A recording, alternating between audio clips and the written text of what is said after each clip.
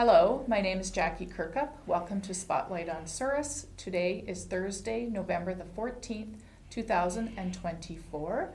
I have two lovely ladies here with me this evening from the Pallative Care Committee, and I'm going to just turn it over to them to introduce themselves. So I will let this lovely lady go first. Hi, I'm Kathy Smith. I've been involved with the Palliative Care Committee for maybe 14 years now, and in my past life I was a nurse, so it is something that has been very important to me my whole nursing career. So when the opportunity came to be involved, I chose to do that, and then we still together. Yeah, we're Wonderful. still here. I'm Lori Denbow. I am a retired teacher in the community and an active farm wife. And I had simply had lots of opportunity as a daughter and as a niece and friend to be with quite a few people at their end of life, and it was something that I felt that, and it was also very well modeled by my mother-in-law, and I thought nobody should be alone if we can help it. Right. If they want somebody there. Yeah, and what an amazing group of ladies, well, not ladies, I shouldn't say ladies, but so important to have this committee in our community, and I know the work that both of you and many of your committee go into making this, the room and other things available for people. So yeah, it's pretty amazing. Thanks. So you both belong to the Souris Palliative Care Volunteers Group. So what can you tell us about palliative care? I'm actually going to read it You so read, that I get Kathy? all the Did you get notice I all was the kind details. of like a one eye in there? Okay, palliative care is an approach that improves quality of life for clients and families facing the problems of life-limiting illness that cannot be cured. Palliative care is about living life fully to the very end of life with dignity, comfort, care, and support. At some time, in some way, we must all face the end of life. When death comes to loved ones or us, we hope we will be peaceful and pain-free. We hope to be surrounded by those we love and feel safe, comfortable, and cared for. Palliative care makes that transition through stages of life-limiting illnesses to death manageable and meaningful for the person and the family members facing this situation. Their services include palliative care drug access program, pain and symptom management, psychosocial support, bereavement care, and Camp Bridges. Camp Bridges is a camp for children who have experienced a loss in their life, and it's unique to the needs of children who grieve, because they definitely do grieve different than we do as adults. And also, when they're involved in that, their families are grieving, so it's hard to recognize the actual needs, and this camp does a wonderful job of that. They also do public education, and then this is where we come in at the end here. We are a volunteer support program. First of all, we are simply volunteers. We do not provide any type of medical care. We just sit with people who may not have any family nearby. There are times when family is here, they have to go to work, finish something up, go pick up people at airports. There's a multitude of reasons at times when they need blocks of help, and that's where we hope that we're able to fill that in for people. And sometimes people just need a little bit of a break too, to get themselves together. And the other half of that, the caring in the city is the dearest to most of our hearts, for sure. The other part is fundraising, and we do have to do that to make this functionable. Right. So it's a two-part process in many ways. Yes. Can I interject and mention that Camp Bridges is, we support Camp Bridges, and it's often is a completely paid for experience for the child. Right, Oh, yes. okay. So their schools should all have information about Camp Bridges, and any of us can give someone information about Camp Bridges as well. Excellent. Yeah. Good. So what is all involved in being a volunteer with this group, and how many volunteers are there in our community? In our community, there are at this present time 8 active members and 3 staff members. Okay. So, of course, we're always recruiting. Oh, yes. And if someone is interested in becoming a committee member, they just need to approach anyone that they know on the committee. They can call the hospital and they can be directed to one of us. There's lots of different ways you can find out about it. Okay. And if you do have an interest, we also really want people to know that you're not going to have to provide nursing care. You're there just to be someone and just be that person in a room. Yeah. And if you're scared, you call the staff. We don't provide anything like that, but people really appreciate that part of it.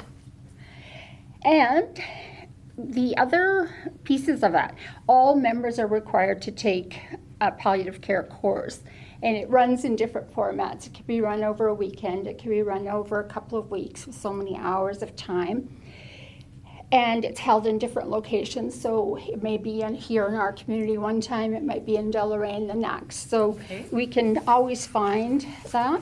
And on completion of the course, we do have to have a criminal records check, an adult and child abuse registry check that are turned over to Prairie Mountain Health, and then we're stuck there.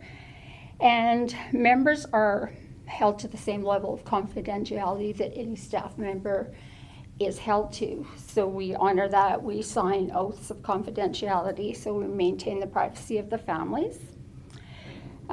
Meetings are in the daytime, which kind of cuts out some people's ability. And then we do have our fundraising events. I have never yet had someone that comes to the committee to say, I'd like to join and help with fundraising. Oh. But those people are welcome to come. If they don't, no one has to sit there. There's so many different ways you can help in the community. That's so right. anyone out there with something, wanting something to do, we're always lurking. And even those would have to take the course though. And the idea behind the course isn't that it's medical or that it's complicated. It's about making you reflect on what you're thinking about, how you deal with death, how you understand the process of it, and understand yourself almost more so than actually learning about people dying in a bed. Right. Okay. And is the course just of one time you have to take it? You don't have to take it every year? There's education courses available to us, and we get lots of opportunities to find out more information. Okay. But the course, the first is one time only. One time. Okay. Yeah. Okay. Very interesting. I think, Lori, it's your turn. I understand the group has completed a large project in the Souris hospital. So I'm curious to hear about that. Well, I'm glad to think that we're behind COVID. Oh, because I think we had an interview. We've had one, I think, maybe during COVID or somewhere there, and we sat quite a ways apart. We sure did. That sort of thing. So, during the COVID pandemic, we kind of came to a standstill. Medical care had to happen. It was difficult for them. I'm sure there was time when they needed help, but they just couldn't bring any extra people into the hospital. So we were pretty well shut down and totally inactive for 2020, 21, and part of 22. Wow. And it's really just 23 and 24 that we've got going again. So then to give you a little history of why we have had this big project is the Pallative family room at the hospital was furnished with basically regular household furnishings, right? Comfortable. So a lovely, comfortable hide-a-bed that had a ordinary mattress and had ordinary fabric and chairs with fabric and that sort of thing. So we could understand that, yes, there's a new protocol for infection control. So some of these girls went in and they started taking things out, and it was sad. It was sad for you girls that had furnished that room. Right. But we could understand the need for it and that sort of thing. So the old furniture was either donated or sold. If it was something that was in real good shape, it was sold. But I think in the most cases it was donated, or a bit of it had to go to the dump. Right. And a few right. things probably went to the dump as well. So you had to get rid of that. And then the Souris maintenance crew got the idea that while that room was being emptied, it would be a good time to paint and repair any chips in the walls and things like that. So they mentioned to us that they were going to do that. So we kind of went then into a whole project mode idea. So we ordered a new. We had to kind of research a bit a new sofa sleeper. So it's kind of like a hide-a-bed, more like the old Davenport style, where it pulls out a bit to one side, and it's probably not as comfortable, but people have told us it works. When you're tired, you can sleep. Absolutely. So we have that in the room now. We have some lovely chairs that were donated to our hospital from the chemo unit in Brandon. Oh, okay. And there's many of them throughout the hospital and personal care. We were lucky to get them. And they aren't really a true recliner, but they are comfortable chairs, and they meet the infection control standards as well. So then we had the wooden tea carts that didn't meet infection control, and they were near and dear to our hearts because they were donated and made by the Souris River Colony. Oh my goodness. Quite some time ago. Yeah. We have 3 of them between the hospital and personal care home, but we had to think of what we're going to do. So they said they would be happy if we would take the top and do something with the top to make it impervious to moisture and to cleaning solutions. So we had that done by a local builder, and that is working fine. And so those carts are in there, and we still have them. Then we purchased some tables, some blankets that can be laundered, and some, what else? Some artwork for the wall, new lighting fixtures, and the other big thing is we supplied, I think our total was $4,000, wasn't it? Towards a new bathroom. Oh, right. A complete new bathroom with a very nice shower there that you can wheelchair in there if you needed to. You can put a bath seat in it, whatever. So they did not need to use all of the money that we donated, so we're still using some of that money towards next projects. So. Right. So that room is completely done now. That's an extensive renovation. Yeah. And I think the staff is glad for it. Those tea carts, the families go in, and there's coffee, there's the ability to make tea, there's toaster, there's all sorts of things. The kitchen staff is very good to, bring. I saw cinnamon buns there the other day. Wow. They were really good. So.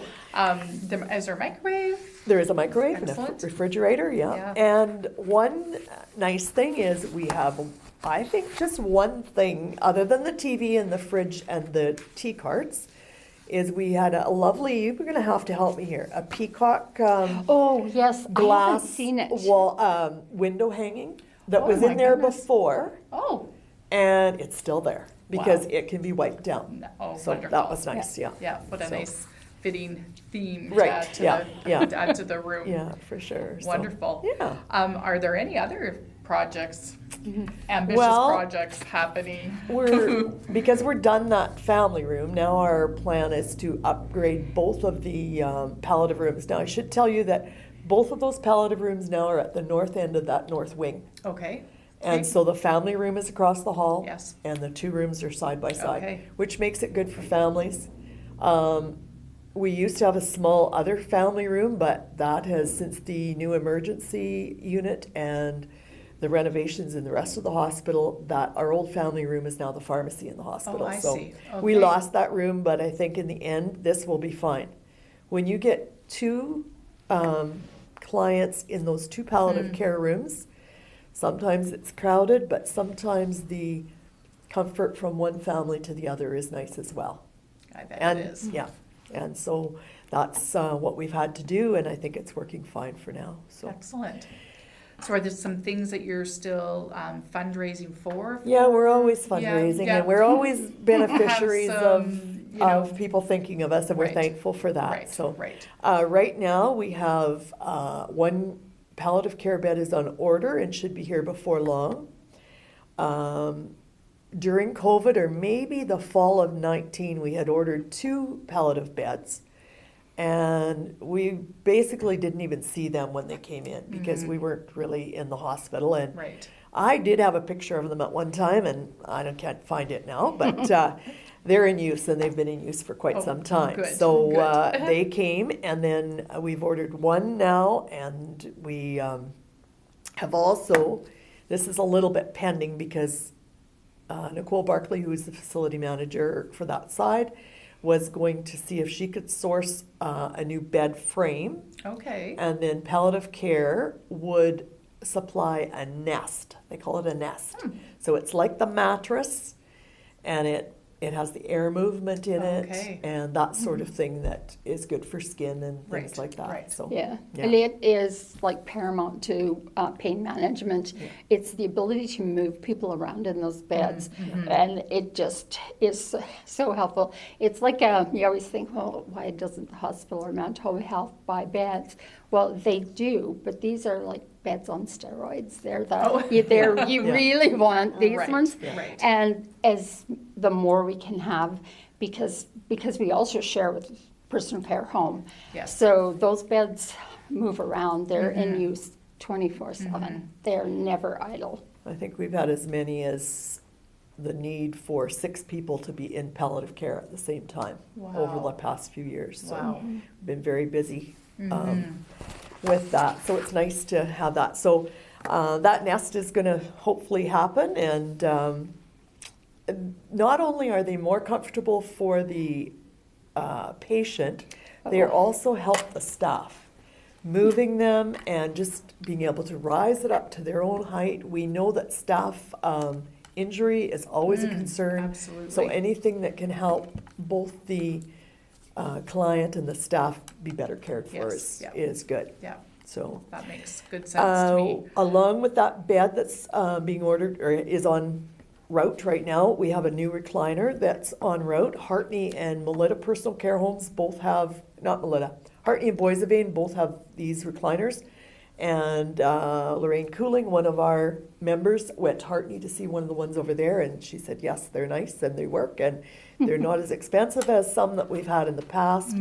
And so we have ordered one of them, and we have one on the way, and we've just ordered another one. Oh, excellent. So, and those are meant more for the palliative care rooms, because lots of times you do have a family member that maybe wants to switch off, and somebody wants to stay right at that bedside. Right. And so they can snooze a little, they can be comfortable, that sort of thing. Because there's 2 coming in, we can have 2 in one room if we need it. Right. You know, that Yeah. sort of thing. Yeah. So Oh, lots of amazing. flexibility. Yeah. Other than that, we're kind of starting to think about we do have a couple of new pictures in one of those rooms for sure. Some furnishings that work well. They will hold stuff, but not take up a lot of space. Right, yeah. So, Yeah, because space is always a bit of for an sure. issue. Yeah, that'd be a challenge.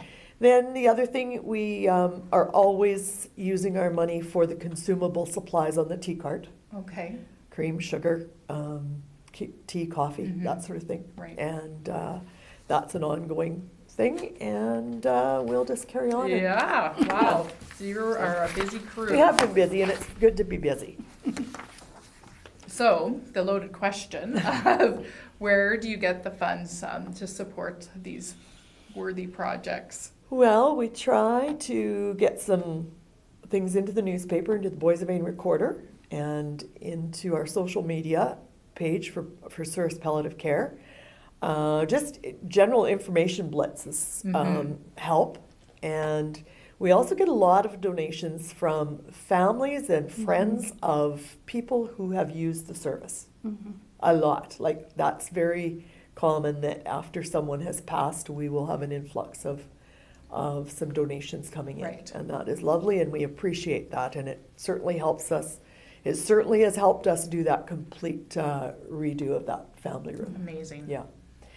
And Donors Choice, I want to thank our Donors Choice organization for organizing that to begin with, and then we are always beneficiaries. So that helps us. They go out on a townwide canvas or do it during COVID via just our mailboxes. Right. And that's worked well, and we appreciate that. And we have our hobby craft sale is in 48 hours. Basically. 48 hours. Oh, trust me, I know. So when it's coming. by the time this comes out, I'm sure it's in the past. But we are set up there with our receipt. Well, not with our receipt book, but we take information. You get a receipt sent to you if you have a donation of, I believe it's 10 or more.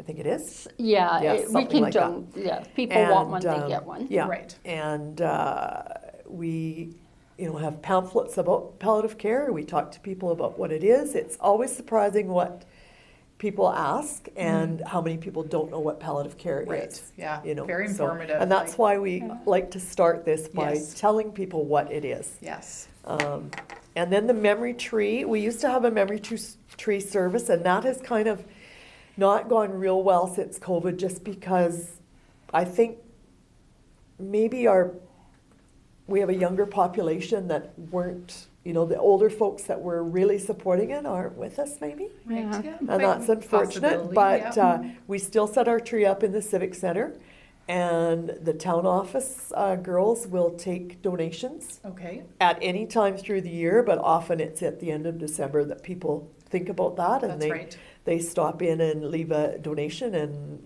we appreciate the RM of Souris Glenwood staff for doing that for Oh, us. very nice. Yeah. Excellent. So Great. that's really where our funds Yeah, come wow. from. And You are very busy. Very, very busy. I just was looking at, and I appreciate you, Lori, for bringing all these typed notes, questions and notes for this evening. But I do see a little thing here about Blue Christmas. So who would like to talk about that? Oh, we're going to let Lori do this. Yeah, Lori.